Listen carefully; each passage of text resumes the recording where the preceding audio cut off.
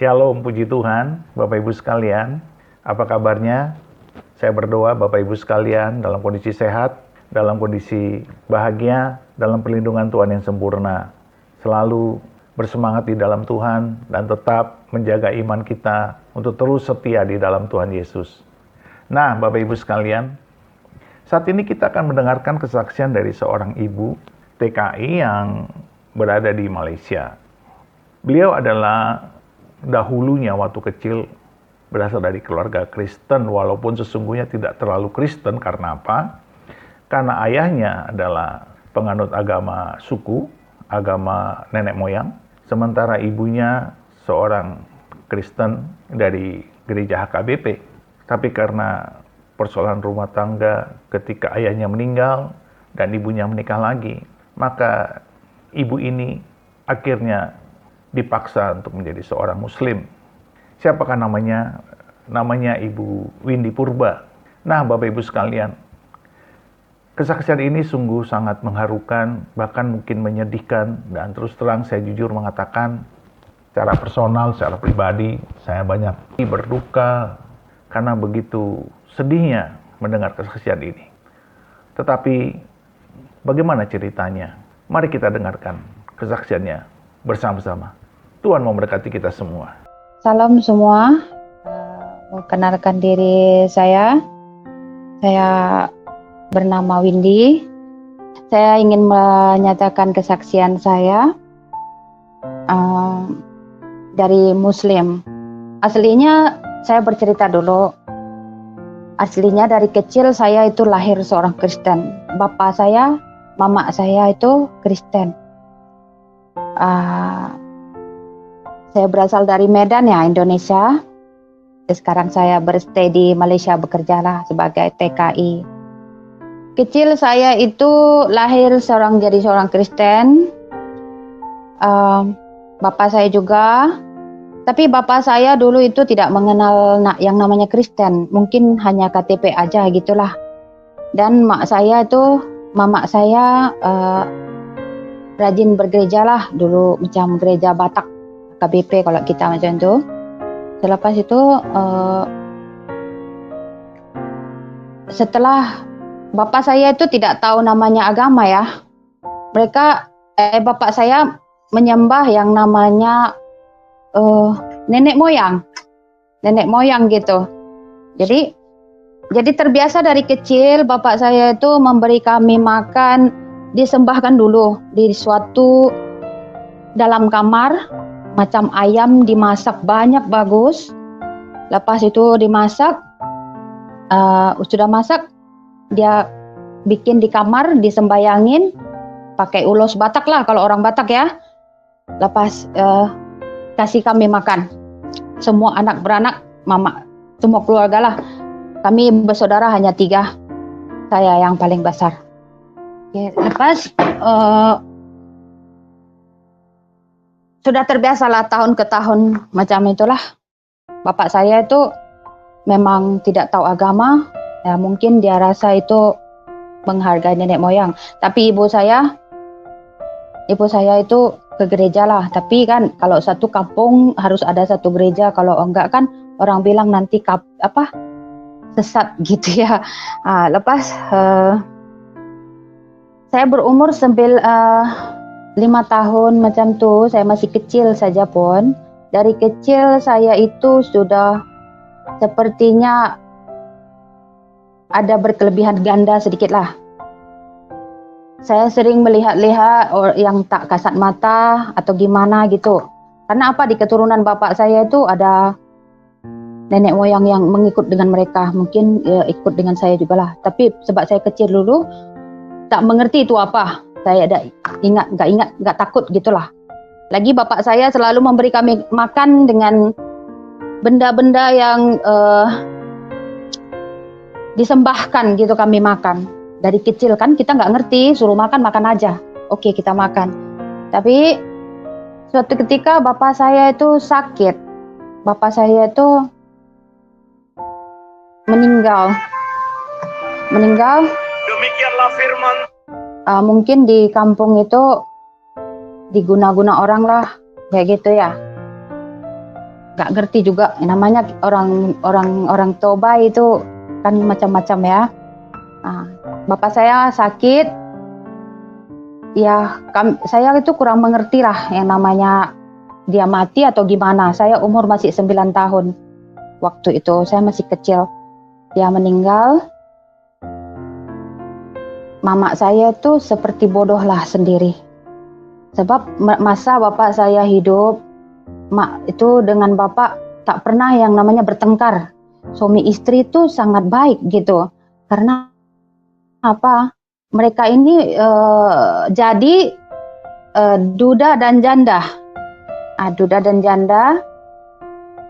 Dulu mereka dijodohkan masing-masing antara satu sama lain gitu ya. Lepas mereka duda dan janda 3 tahun sama-sama 3 tahun jadi dengan emak saya. Selepas mereka berumah tangga 3 tahun saya baru ada gitu. 7 tahun atau berapa tahun macam itu lama lah. Dan kelahiran saya pun bapak saya sangat happy. Lagi saya anak perempuan, dia banyak sayang kepada saya. Berapa anak dia mungkin dulu bapak saya ada 2 kali menikah ya, tapi istri pertama dia tidak sangat mencintai, 3 anaknya dia tidak pernah peduli. Sampai istri yang pertama mati pun dia tak peduli. Dan sekarang dia kawin dengan ibu saya, dia sangat sayang gitu, cinta. Saya lama ada, lagi macam risau sedikit lah. Lepas saya happy, semua dia buat banyak sayang kepada saya anak perempuan lagi. Saya anak keempat lah dari saudara-saudara saya semua. Kita ada 6 ya, tapi 2 ibu. Lepas sepeninggalan bapak, selama bapak saya hidup tuh dia buat saya banyak manja, banyak sayang kepada saya. Itulah saya sangat merindukan seorang bapak gitu. Sangat rindu. Saya ada ingat di kepala otak saja rupa bapak itu seperti apa. Tapi gambar bapak saya, ada kebagian orang gambar bapak dia ada kan, dibuat di rumah. Saya nggak ada. Karena apa? Bapak saya dulu itu tidak mau berfoto selfie seperti kita sekarang. Katanya, saya cepat mati. Namanya dia juga orang zaman dulu ya. Oke. Lepas saya sangat merindukan seorang bapak lah. Tiba-tiba dia mati, saya pikir pun dia tak mati. Saya bermain seperti biasa saja, saya tak tahu. Saya tak tahu, saya ingat dia tak mati, saya biasa-biasa saja. Saya umur sudah 9 tahun. Dan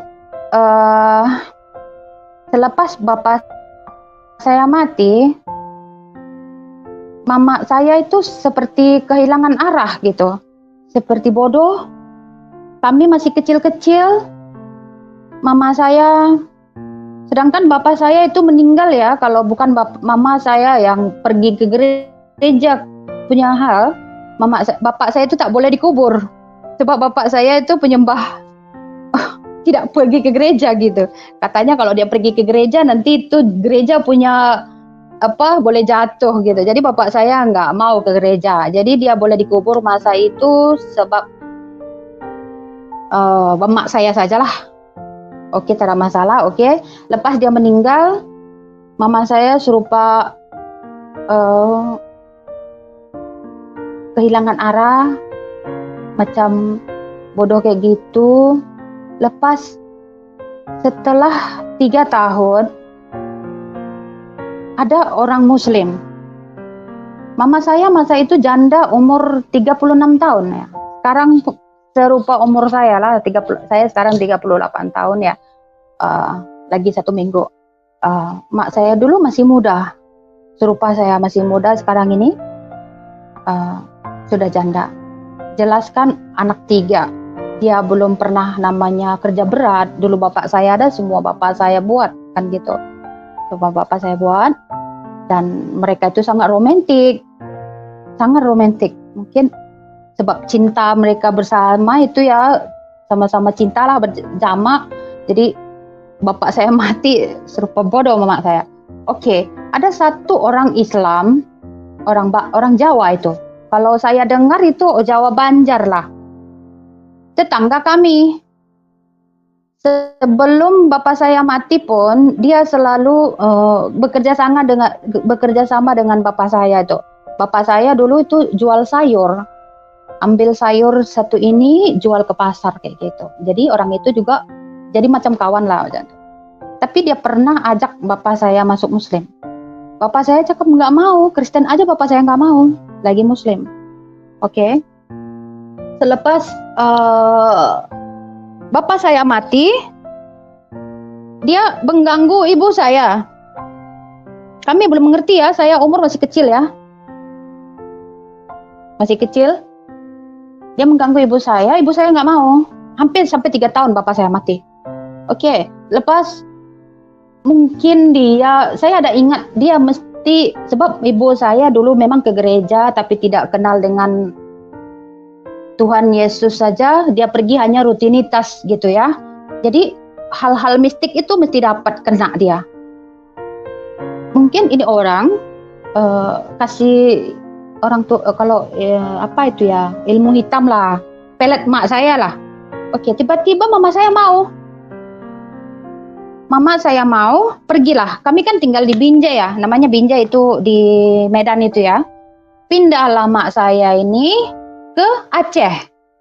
Ini orang Jawa, mama saya dibawa sama orang Aceh ini. Tinggal satu perkebunan sawit yang 9 hektar. Dia mau jaga dengan mak saya. Saya pun heran kenapa mak saya mau. Lepas mak saya mau, dia bawa adik saya 2 orang, masih kecil-kecil. Saya ditinggalkan di rumah paman saya gitu.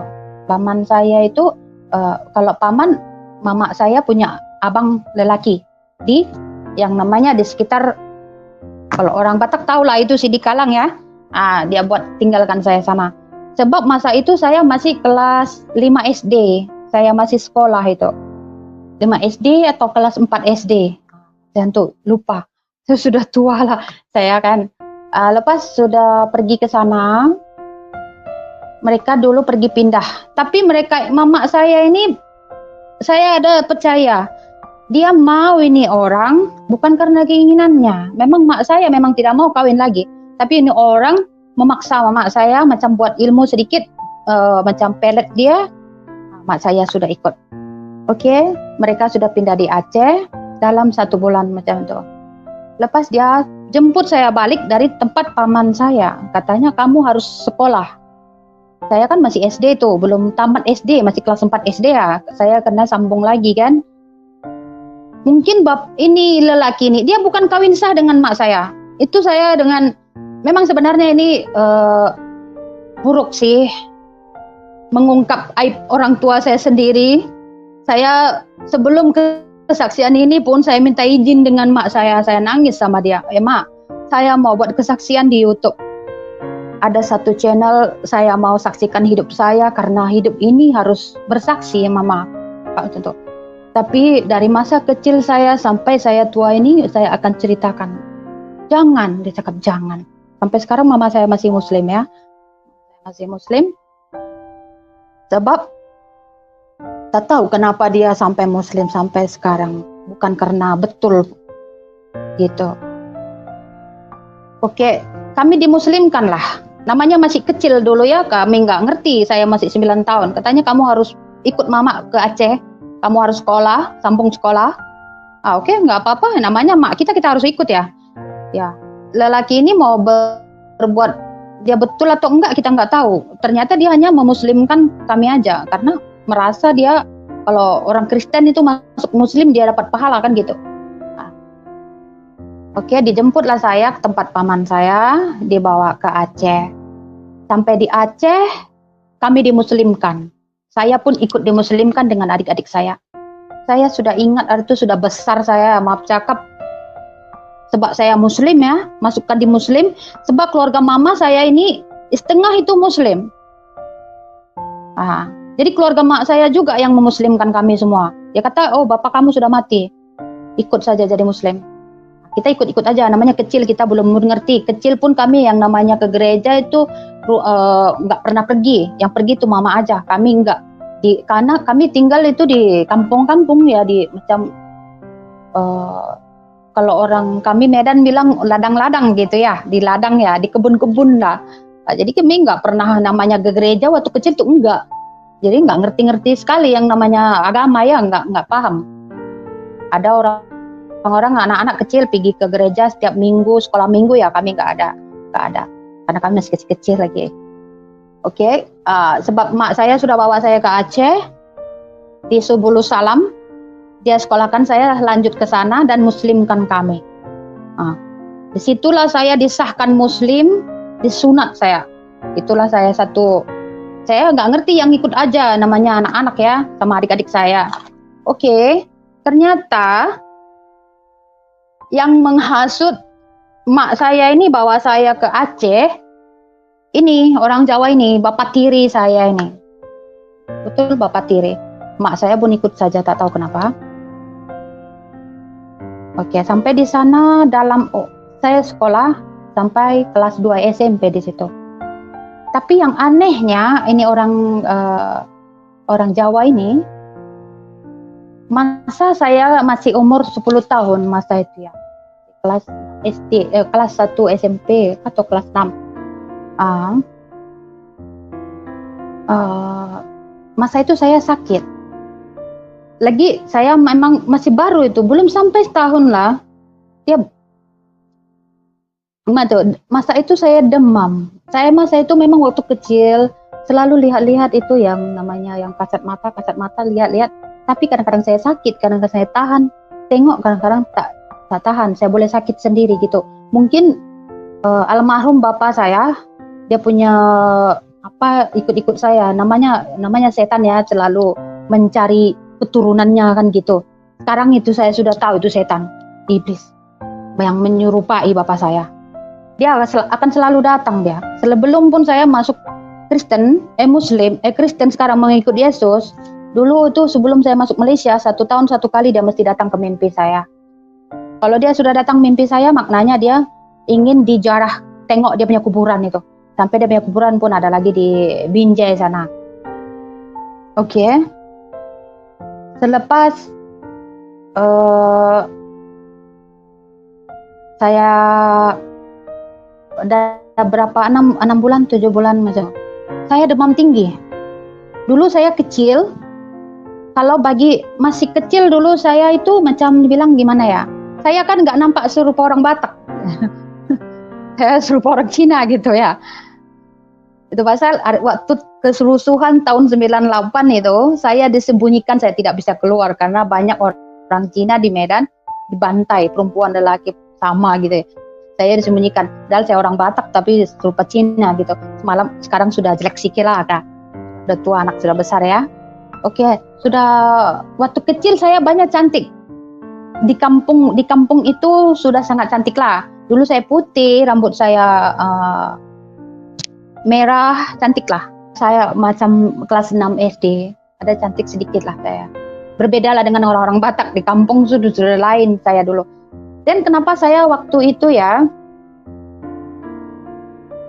sakit demam sangat tinggi. Panas pas tengah malam. Saya sampai menggigil. Tengah malam saya menggigil sebab saya baru melihat hantu. Itu roro jahat. Batu sakit. Datanglah bapak tiri saya ini. Sampai bapak tiri saya ini, saya pun ada, saya tidak ingat dia macam orang lain. Saya ingin dia menggantikan bapak saya gitu, sebab saya merindukan seorang bapak gitu kan. Dia datang ke kamar saya. Dia cakap, kenapa kamu demam? Saya sudah menggigil, banyak tinggi panas. Kalau sekarang mungkin panas gini gitu tinggi, orang bilang sudah corona ya. Oke, sudah tinggi, dia urut saya kasih obat saya. Sebenarnya saya sudah takut sih. Umur saya masa itu 10 tahun ya. Ya kan lagi takut-takutnya sama orang tuh. Lagi kita kalau disentuh-sentuh namanya laki ya, dia suaminya mama kita ya. Tapi sebab saya sudah demam tinggi, macam step gitu, tak sadarkan diri. Dia kesempatan mengganggu saya gitu. Padahal saya itu masih anak-anak. Lagi saya kan namanya kita baru masuk muslim ya, rajin sembahyang. Wah, ini itu. Wah, Islam itu bagus gitu. Saya sembahyang banyak kuat. Dia muslimkan kita masih kanak-kanak. Kan ya sangat gimana gitu ya. Waktu kecil pun masa hidup Bapak kita tak pernah ke gereja. Tiba-tiba ada yang membimbing kita di agama, katanya kalau mati masuk surga, kalau gini. Ya mesti kita ingat ya. Jadi dokter dengan kayak gitu ya kita mengikut kan gitu. Waktu itu saya sudah mulai alim itu. Sudah mulai alim kayak semua. Dan tapi dia mengganggu saya gitu. Dia rusak saya. Sebenarnya ini memang malu sih untuk saya. Itu makanya saya kadang-kadang saya boleh benci kepada Islam. Kalau saya nampak mak saya pakai kerudung masih sampai sekarang, saya nangis. Mama, ibunya agama buat saya hancur seumur hidup. Maaf, saya menangis, saya sedih. Sudah kadang-kadang pun sebenarnya saya malu. Saya itu hari konsultasi dengan mak saya mau bagi tahu ini semua. Dia nangis, jangan malukan mama. Dia ketahuan saya itu kan. Tapi saya sangat ingin bersaksi. Sangat. Karena ini supaya bagi orang-orang. Jadi kalau saya tengok janda cepat-cepat kawin, anak yang sengsara. Gara-gara laki-laki itu macam. Saya trauma sendiri lihat saya. Oke, Bapak tiri saya ini sewaktu saya sakit. Dia menggagahi saya. Masih kecil, masih 10 tahun. Cakap, kamu diam. Kalau kamu bilang sama mak kamu, dia ancam saya, aku akan bunuh adik kamu. Ya Allah, saya bilang, ya Allah, kenapa macam ini? Dia kata mau bunuh adik saya perempuan ada satu yang paling kecil. Saya pun ingat, Tuhan adik saya perempuan ada. Kalau dia bunuh nanti adik saya atau rusak seperti saya lagi. Nah gimana gitu. Oke. Dia rusak saya sampai 1 minggu. Tak boleh namanya saya anak-anak ya. Maaf.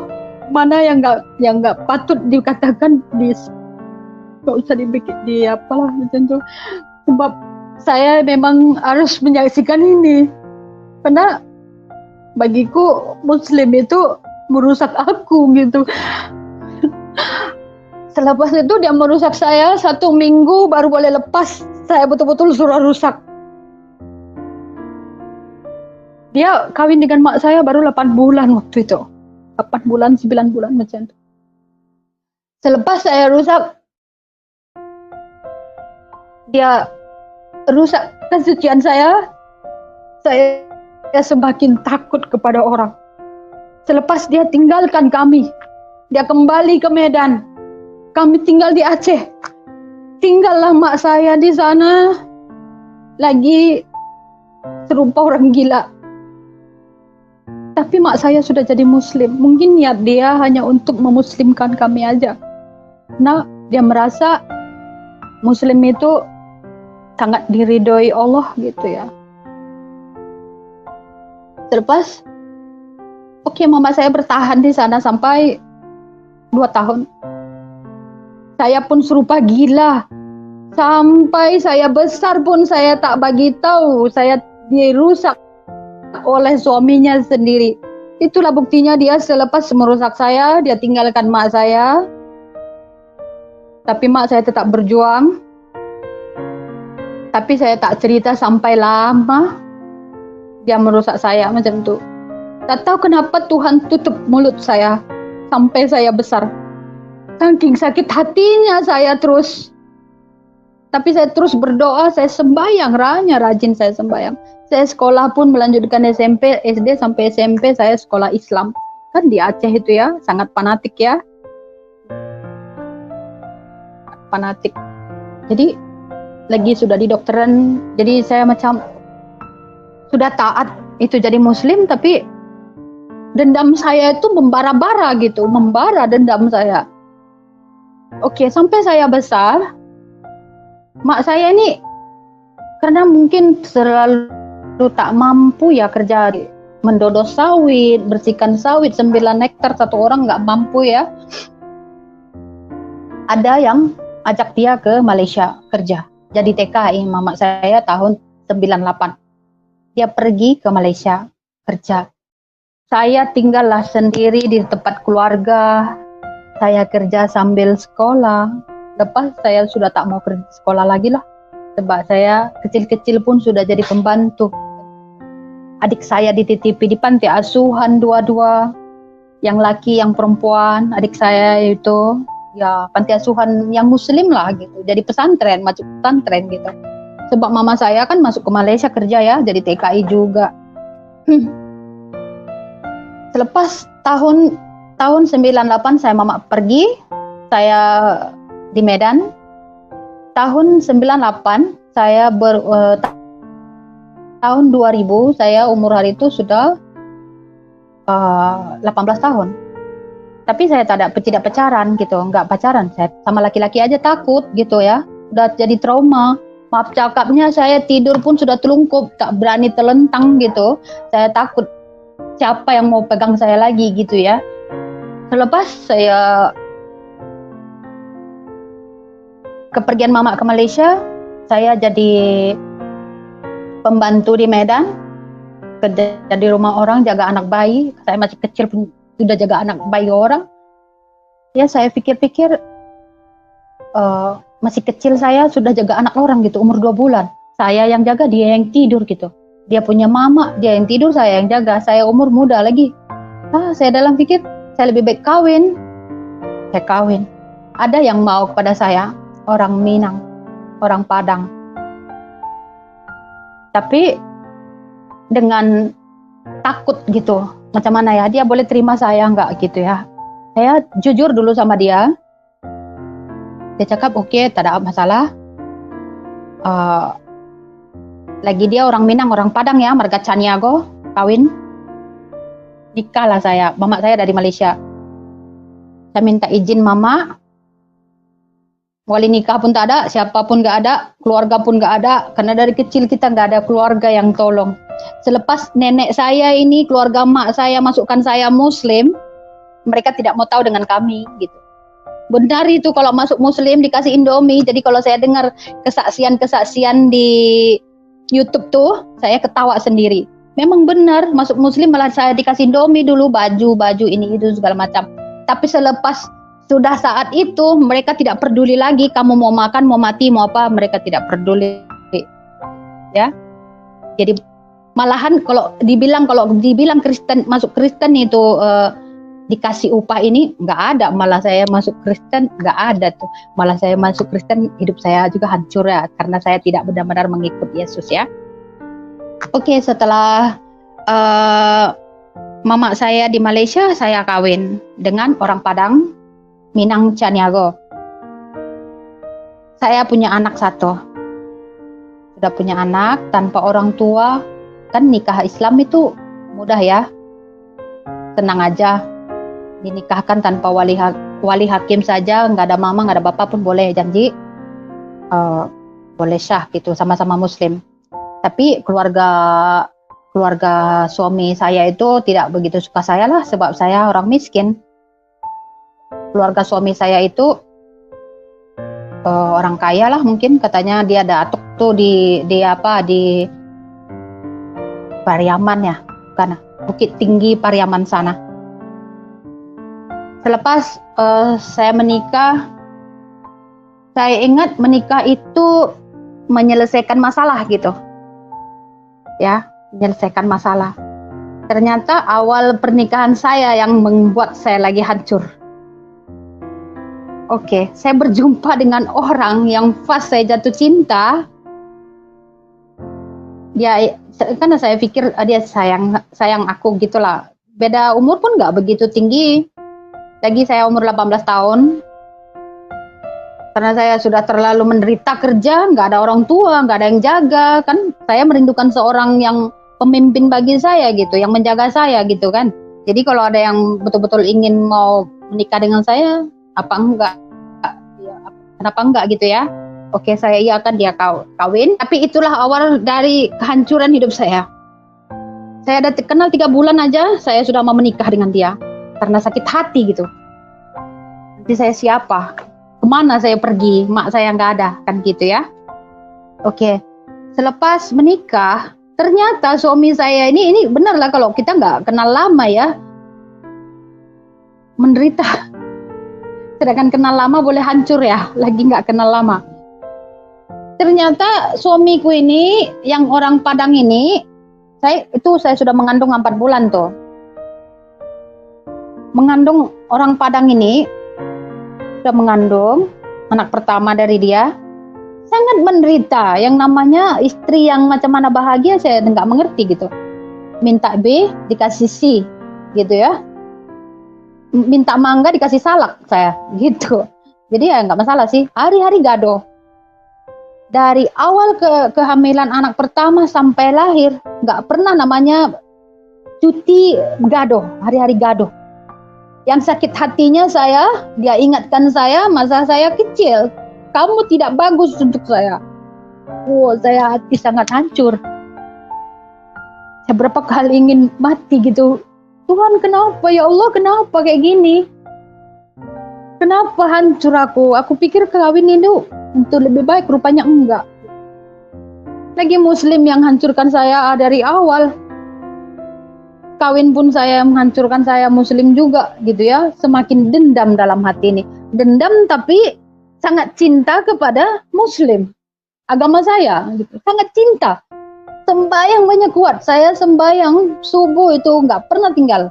Saya paling suka sembayang.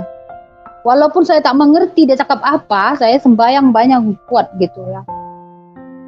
Adik saya kan sekolah pesantren, tapi saya enggak ada waktu saya untuk belajar, untuk ngaji apa enggak, karena waktu saya itu kerja gitu. Jadi ngerti belajar sendiri, nggak pernah di orang yang ngajari saya. Baca Al-Quran kah, apakah, tapi saya belajar sendiri. Namanya baca Al-Quran dulu saya sudah paham. Karena di dalam Al-Quran itu dibilang kalau nggak sembahyang boleh masuk neraka, sedangkan sembahyang aja boleh masuk neraka, apalagi nggak sembahyang kan, gitu. Jadi kita taat kepada agama itu, tapi berat sekali untuk menghadapinya gitu. Tapi kita kenapa nggak peduli gitu ya, walaupun berat mengikut Islam itu. Saya baru sekarang sadar kenapa saya dulu taat gitu sampai hancur saya. Oke, saya selalu yang namanya taat itu sama agama muslim itu dulu sangat kuat. Suami saya itu mantan sekolah, kalau di Indonesia itu sekolah MAN ya, agama punya. Dan namanya orang Minang ya, orang Padang ya, kan mesti alim. Mertua saya juga haji dua-dua, haji, mantan mertua lah. Selepas itu mereka tidak menyetujui saya karena saya orang Batak dengan orang Minang, katanya nggak nyambung gitu ya. Ya urusan mereka lah. Karena mungkin saya karena orang susah juga ya, orang pembantu ya. Sebab saya sudah kawin punya pasal, dia setujui lah. Tapi selepas setahun anak saya lahir 2 bulan, dia tinggalkan saya. Situ penderitaan saya semakin sakit, makin sakit. Keluarganya tidak peduli saya. Mantan suami saya pergi ke Singapura kerja kapal, ya. Dia tinggalkan saya tanpa pesangon apapun. Sampai sekarang dari umur 2 bulan sampai umur 19 tahun anak saya sekarang yang paling besar dari dia tidak pernah bertanggung jawab. Oke. Selepas dia pergi, saya pun sudah serupa kehilangan kapal juga lah gitu. Gak ada arah. Sudah keluarga tidak mau tahu dengan kami. Suami pun dari awal kawin sampai apapun menyiksa saya gitu. Dia ada penyakit maniak seks gitu, maaf. Tapi saya tahankan juga, tapi saya cinta gitu. Ada anak ya, tapi akhirnya pun dia meninggalkan saya. Saya cari sana kemari, dia tak peduli saya. Keluarganya tidak mau tahu, apapun tidak mau tahu. Anak saya itu masih kecil. Saya namanya pergi ke sana kemari itu belum mengerti ya. Namanya juga susah. Mama saya sudah datang dari Malaysia, tapi ya datang juga dia uang sudah nggak ada, pas-pas aja gitu. Sudah keadaan ekonomi susah, suami udah nggak ada. masa itu sepeninggalan suami saya, anak saya masih baby umur 2 bulan, ada banjir bandang di kampung kami di Medan. Air serumah macam nih. Sangat sedih. Suami saya sudah pergi, gak bertanggung jawab. Memang sah nikah sih kami, memang sah. Kami nikah di kantor KUA. Sah kami nikah. Pas dia tidak mau peduli lagi, namanya saya masih umur 19 tahun ya, anak masih kecil. Anak saya 1, saya janda muda, suami nggak ada, pencarian nggak ada. Oke. Adalah banyak lah, yang namanya di kampung ya banyak lah, namanya janda muda kan orang gila ya mengganggu saya gitu. Banyak orang, sebab kami buka usaha di rumah, jual-jual goreng kah, apakah macam itu, supaya menyambung hidup sedikit. Mula-mula kita boleh dapat duit lah, lama-lama ya tumpur juga, karena apa ya, namanya orang kampung ya, 2-3 hari itu laku, tetangga tengok, dan hal-hal buat macam-macam ada, supaya kita tumpur gitu ya. Selepas itu banyak orang yang mengganggu saya, ada yang muda, ada yang tua, ada yang segala macam. Memang saya nggak ada niat untuk berumah tangga sih. Anak saya waktu itu udah berumur 8 bulan gitu, si kecil sekali. Memang sih gak ada niat untuk kawin, tapi ya namanya masih muda, pingin ada yang tolong saya juga, gitu ya. Adalah satu orang Jawa juga. Wah, dia masih muda, tapi saya sudah trauma, takut. Kita tak melakukan apa-apa sih, enggak. Cuman hanya, saya ingin orang mau bertanggung jawab dengan anak-anak saya, gitu saja. Saya anak sudah 1 ya, suami nggak ada, suami nggak pernah ada kabar berita kan, gitu kan. Selepas itu, selepas kawin, sebelum kawin, banyak yang cari saya. Ada satu orang Kristen yang sangat selalu hari-hari menolong anak saya. Kalau orang kampung bilang anak saya itu sudah sakit palasik ya, palasik, mesti orang tahulah sakit palasik anak saya, kurus rupa tulang. Badannya semua sudah sakit parah gitu ya. Itulah semakin saya stres. Uang nggak ada, suami nggak ada, penghasilan nggak ada. Jadi adalah satu orang Batak, namanya Marga Simbolon ya, suami saya sekarang Simbolon ya, saya kawin. Dialah yang peduli dengan anak saya. Dia support anak saya. Dia apa gitu ya. Ya namanya kita masih muda. Ada anak, ada yang membantu, ya terikat lah gitu. Dia bilang sama saya, mau kawin sama saya. Kata nggak boleh, kamu Kristen, saya Islam. Dia kata apa? Nggak masalah, aku memang dari dulu mau masuk Muslim. Dia bilang gitu. Dia duda lah, dia sudah berkeluarga, anak 5 ya. Saya tidak malu mengungkapkan ini semua, karena memang ini kenyataan hidup saya. Oke, kalau kamu mau kawin saya, ya dalam hati saya, saya kan Muslim. Tapi gimana ya? Saya Muslim ya gitu. Kalau ada orang mau masuk Muslim, dalam Al-Quran bilang kalau kita tarik orang kita berpahala gitu ya. Saya ingin pahala gitu, kejar pahala. Karena yang dianjurkan di dalam itu mau cari pahala aja. Cari pahala gitu. Apapun kamu buat mau dapat pahala gitu ya. Oke. Memang saya bukan cinta sih, nggak cinta, yang namanya hati saya masih untuk suami saya itu, dia tidak ceraikan saya, hanya tinggalkan saja kan gitu. Lagi saya kan kawin sah, bukan kita semacam kan. Dan dia pergi tinggalkan gitu. Ada yang mau masuk Muslim mau sama saya, kenapa enggak? Lagi dia sudah tua ya, walaupun dia ada beranak 5 ya, dia sudah tua. Gak ada apa masalah, karena dia pun sudah support kepada anak saya, dia tolong anak saya sampai anak saya sembuh gitu ya. Jadi termakan budi saya. Tapi saya cakap sama dia, saya bilang sama dia, kalau kamu masuk Muslim, oke, kamu kawin sama saya. Saya bukan pikir cinta, enggak. Hanya pikir mau dapat pahala supaya dia masuk ikut saya gitu. Oke, kami nikah. Di kampung itu nikah siri lah itu. Tak boleh sah kan? Sebab kan hukum Muslim 3 bulan suami tidak menafkahi lahir batin kan sudah talak dari saya gitu. Misalkan pun saya kawin lagi, gak ada masalah gitu kan. Dia suami saya yang pertama sudah tinggal saya 8 bulan kan, 9 bulan. Jadi ini orang Batak ini pelarian saya gitu. Bukan karena cinta. Saya bilang, "Kak, saya nggak cinta kamu ya. Saya hanya supaya ada yang bertanggung jawab dengan anak saya." Saya terang-terangan ngomong sama dia, "Lagi kamu harus masuk Islam ya." Iya, bisa. Saya pun dulu sudah mau masuk Islam. Oke, dalam hati saya, oke. Kami kawin, menikah. Oke, dalam kami menikah, paslah pertama kali anak saya dengan Simbolon 1. Ternyata sudah kesekian lama, saya masih Islam itu, masih Islam. Dia pun Islam. Tapi setelah kawin, dia pergi gereja, saya Muslim gitu. Saya kan, kenapa kamu tak mau Muslim? Mau bilang kamu mau masuk Muslim. Rupanya dia hanya tipu aku aja gitu supaya aku mau kawin sama dia. Kan saya masih muda kan. Waktu itu 19 tahun, anak 1, dia sudah 35, 36 macam itu ya. Ya mestilah dia hanya untuk tipu aku aja gitu ya.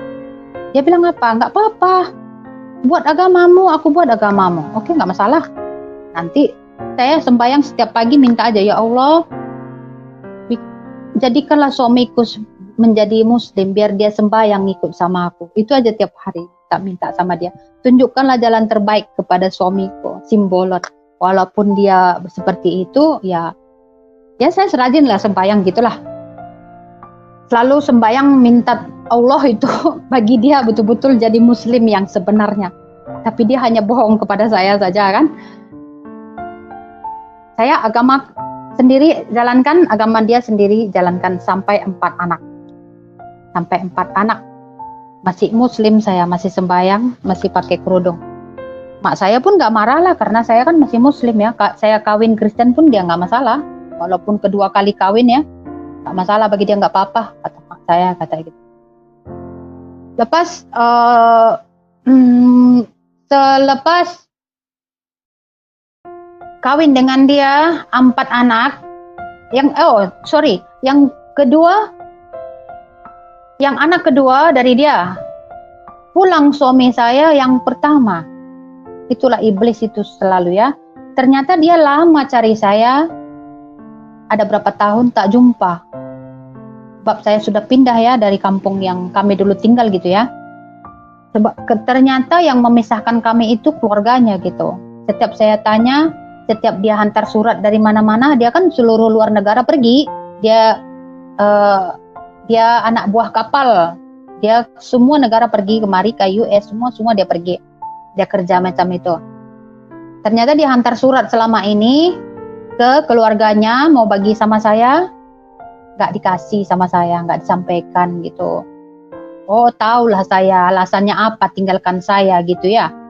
Lepas berjumpa lagi kembali kami, ingin baik lagi lah. Kan dia suami sah saya. Sedangkan yang sekarang macam itu pikirlah. Sedangkan yang sekarang nggak sah, hanya tiri saja kayak gitu ya. Saya tinggalkanlah lagi Simbolon ini, saya kembali kepada dia. Padahal dia baru balik dari US, 1 bulan cari saya di Medan tidak dapat. Last menit dia sudah mau pergi balik ke Singapura, ke kemana, baru jumpa saya. Gitu. Kita ada 1 hari jumpa saja. Lepas dia mau balik lagi ke Singapura. Kerja kapal ya. Lepas sudah balik, saya balik sama dia loh, saya tinggalin lah Simbolon. Saya ingat ini suami saya, betul punya. Dia berjanji kepada saya mau nikah lagi sama saya, mau bertanggung jawab dengan anak saya. Lagi anak saya kan sudah saya masukkan Kristen, so dia mau tarik jadi Muslim lagi gitu ya. Gimana ya? Sorry. Bukan belum. Memang masih Muslim lah, karena kan saya masih Muslim lah, anak kedua itu dari Simbolon 1, dari dia 1 kayak gitulah, rumit lah pokoknya. Lepas itu dia hanya bohong saya rupanya. Dia sudah balik ke Singapura, 2 bulan bertanggung jawab sama saya, dikasih anak saya masih uang. Baru kali itulah saya kembali ke rumah keluarga saya, bukan kembali ke sama suami saya yang sekarang ya. Saya kembali, lepas dia hanya tipu aja. Datang ibu dia bilang, kalau kamu pilih Windy, kamu tinggalkan mama, kamu pilih Windy ke mama. Mungkin dia bilang gitu. Jadi dia pilih mak dia lah. Mak dia nggak suka sama saya kan. Oke, lagi sakit hati saya mendalam. Dia lagi ketinggalkan saya yang kedua kali. Nah gitu. Kita ada masalah. Yang enaknya saya lagi balik ke Simbolon karena itu suami saya yang dulu sudah tinggal di balik saya ya. Nggak sadar saya lagi juga ya. Oke. Saya balik lagi ke Simbolon sampai anak saya 4. 3 dari Simbolon, 1 dari dia. Tetapi yang membesarkan anak saya ini sekarang Simbolon. Suami saya yang sekarang saya buat atas nama dia semua. Anak saya yang Marga Caniago saya buat Simbolon. Saya sudah bilang sama dia tinggalkan yang saya kedua kali tahun 2004. Saya akan kristenkan anak kamu. Saya akan masuk Kristen. Dia cakap, jangan kenapa kamu sakiti saya gitu ya. Saya tinggalkan dia. Tapi saya masih Islam ini. Semua kakak-kakak ipar saya, mertua saya bilang, pergilah ke gereja biar diubah hidupmu. Laki saya pun bilang, ke gereja lah kau, nggak ada gunanya Islam. Bilang, enggak. Bilang gitu. Saya tinggalin dulu dia. Lagi saya tinggalin dia karena agama dia itu tetap Kristen gitu, dia nggak tetap mau masuk Muslim. Saya jadi geram ya, dia tipu aku gitu ya, sampai anak banyak gitu ya, tapi karena anak saya bertahan ya. Selepas tak tahu kenapa ya, saya pergi, saya tengok anak ketiga itulah mulanya saya ikut percaya itu Yesus ada. Saya kan rajin sembahyang tuh, tengok Al-Quran, baca. Gak ngerti dibacain aja gitu, entah apa gitu ya. Oke, saya ngomong tuh, dalam mimpi saya itu, saya selalu dalam 1 minggu itu bermimpi tidak baik. Saya serupa masuk dalam jurang, dalam api. Aduh, ada apa ini? Tapi saya rajin sembahyang gitu. Suami saya setiap minggu pergi ke gereja, dekat rumah aja ya. Dekat rumah aja gereja saya, gereja suami saya. Saya tak ada masalah lah, orang dia udah ada anak juga ya. Itulah tadi saya minta sama Allah aja supaya dia nanti dibuka hatinya jadi Islam gitu. Ya, dia ke gereja, saya sembahyang di rumah gitu. Jadi di rumah kami itu 1 Alkitab, 1 Al-Quran gitu. 2 agama. Jadi orang tetangga bilang, kenapa kamu rajin wirid, rajin sembahyang, suami kamu itu nggak pernah ke wirid katanya. Nggak tahu lah Bu, karena kan nggak mungkin sih, ternyata nggak mungkin lah memang suami saya jadi Muslim ya. Orang mertua saya juga pendeta GBI, sekarang pun jadi masih pendeta. Mertua saya memang sudah mati. Sekarang adik ipar saya jadi pendeta di gereja itu gitu. Keluarga pendeta sih suami saya. Lama punya keluarga haji, yang kedua keluarga pendeta gitu ya. Nggak apa-apa, dibuka aja semua. Supaya ini sebagai ada juga, memang ini aib bagi saya ya, tapi mungkin ada berkat bagi orang yang mendengar gitu, karena Tuhan itu ada ya. Selepas saya sudah mulai bimbang, tetangga sudah bilang, kenapa kalian 1 rumah 2 agama, nggak baik. Oke, Kak, saya mau tinggalkan anak lagi, nggak mungkin, sudah 4, lagi saya sudah terutang budi. Ini Simbolon sudah besarkan anak saya sampai besar. Dia yang buat sembuh, dia tak pernah pukul anak saya sedikit pun. Sakit parah dia yang ada bagi saya, suami saya yang pertama nggak ada gitu, keluarga pun nggak ada. Jadi yang ada itu dia gitu. Jadi saya pun udah merasa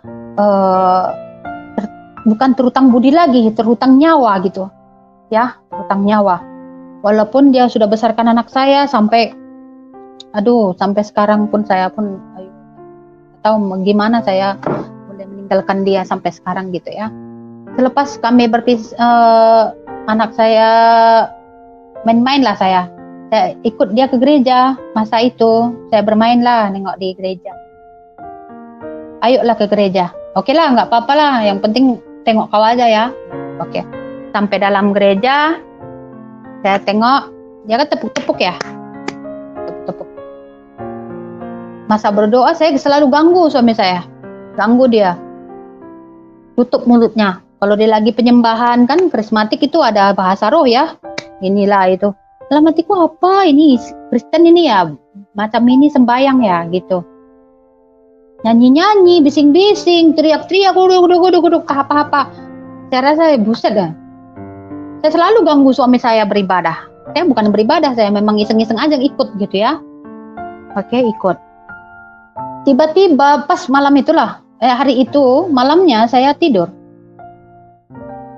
Saya bermimpi. Betul Tuhan Yesus itu, makanya sampai saya 3 kali Tuhan Yesus datang kepada saya, itulah saya percaya memang Yesus itu ada. Karena kepedihan hidup saya itu memang banyak, tapi sebab saya sembahyang banyak, apa gitu, tapi dendam saya penuh di dalam jiwa. Tapi selama saya mendendam itu, kasih itu nggak ada gitu. Yang ada dendam, teringat masa lalu. Ya Allah, tolong balas dia. Selalu tolong balas dia. Itu doa saya terus.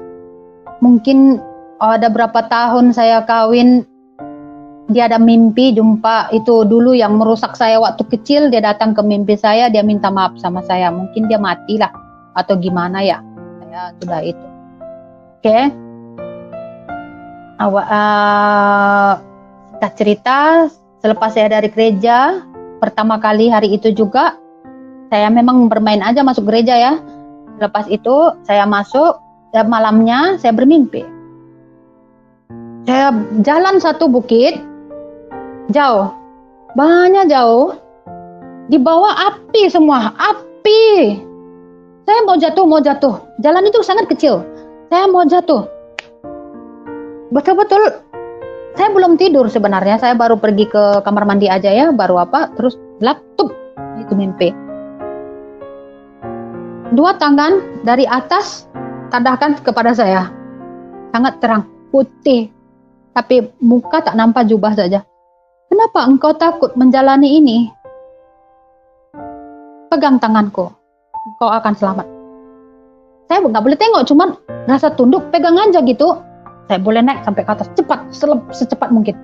Wah, saya sudah tak, ya, apa itu ya? Saya nggak teringat itu Yesus. Saya nggak ingat itu Yesus, nggak ingat itu Tuhan ya, karena kan saya masih sembahyang ya. Saya ingat, apa itu Nabi Muhammad, gitu aku. Oke, sampai, nggak mungkin kau Tuhan Yesus, mesti itu Nabi Muhammad. Dalam hati pikir saya Nabi Muhammad ya, dia putih, dudukan tangan dia. Jadi, dia angkat saya. Betul-betul nyata dalam hidup saya. Oke. Saya belum lagi percaya. Keesokan harinya Tuhan selalu tunjukkan bagi saya supaya percaya kepada dia. Keesokan harinya saya iseng tengok di TV acara kebaktian. Kan tahun 2000 berapa itu ya? 2005, 6 macam tuh ada acara TV Medan Daily TV. Jadi setiap sore jam 6 ada namanya Daily TV. Ternyata di TV itu ada acara kebaktian Philip Mantopa. Dan sampai sekarang saya banyak suka melihat namanya channel Philip Mantopa.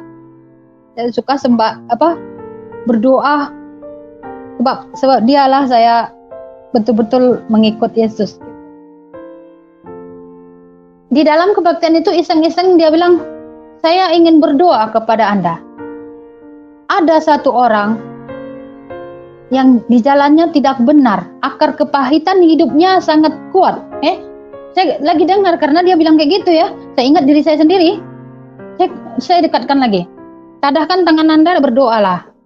Tuhan Yesus pasti menjamah Anda. Dia bilang kayak gitu. Saya lawan itu TV, kurang ajar kamu. Macam mana mau ngomong sama kamu, bilang gitu. Saya lawan dia. Mana mungkin, saya bilang. Saya lawan dia dalam TV. Di televisi itu ya, saya tengok dia.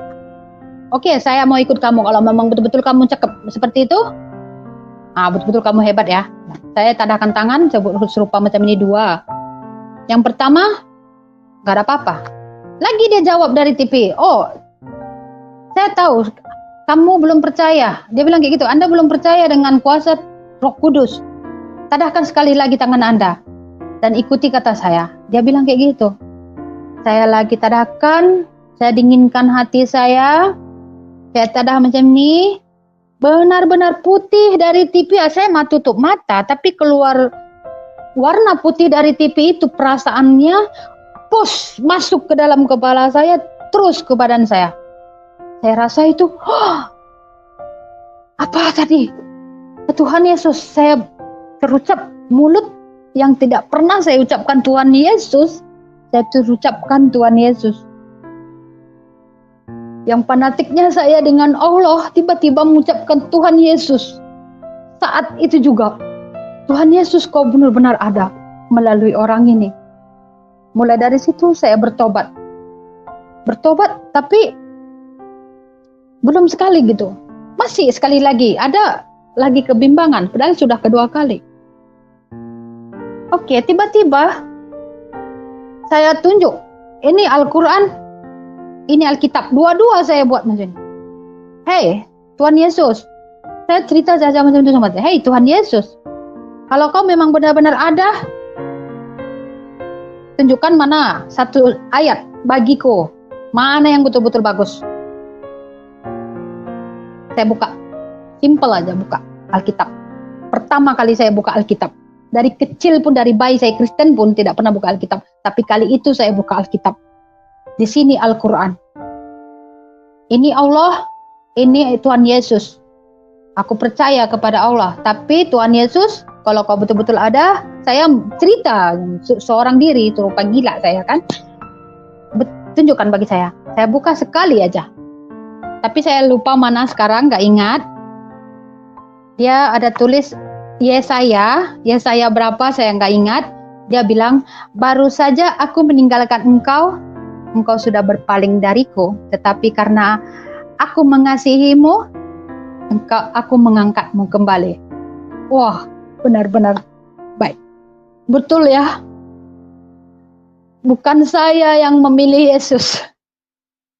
Saya sangat benci dia, tapi dia yang memilih saya. Saya percaya dia yang memilih saya. Berarti saya ini berharga gitu. Saya sudah terbuang selama ini, dia angkat saya kembali. Puji Tuhan, puji Tuhan, puji Tuhan. Akhirnya Ibu Windy Purba dijamah Tuhan melalui pelayanan seorang hamba Tuhan, seorang Philip Mantova yang dilakukan di layar televisi. Dan dari doa hamba Tuhan ini, Ibu Windy Purba dilawat Tuhan dan mengalami sebuah jamahan Tuhan yang luar biasa. Dari peristiwa ini, Ibu Windy Purba mulai mengenal Kristus dan mulai mencoba untuk terus berjalan di dalam Kristus. Nah, Bapak Ibu sekalian, mari kita berdoa buat Ibu Windy Purba dan keluarganya supaya terus berjalan dengan setia di dalam Kristus. Kita juga berdoa buat para wanita, ibu-ibu, ataupun siapapun yang mengalami mirip peristiwanya dengan Ibu Windy, supaya mereka dilawat Tuhan, dipulihkan Tuhan, disembuhkan Tuhan jiwanya. Sehingga tidak ada lagi trauma, tidak ada lagi sakit hati, tidak ada lagi kepedihan dalam hidupnya. Dan ketika Yesus menjamah mereka, ada sukacita, damai sejahtera, dan ketentraman yang luar biasa. Terutama mereka telah diselamatkan secara jiwani. Mereka mengalami Kristus dan roh mereka dikuduskan oleh darah Kristus, dan hidup mereka dibenarkan oleh karena penebusan Kristus Yesus.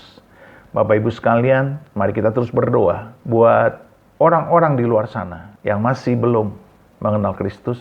Tetap kita setia, tetap kita mencucurkan air mata kita, tetap kita berbelas kasihan, supaya mereka dilawat Tuhan, supaya Kristus nyata bagi mereka, dan mengakui Yesus Kristus sebagai Tuhan dan Juru Selamat mereka pribadi.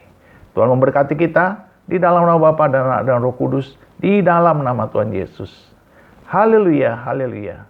Amin, amin, amin, amin. Tuhan berserta kita.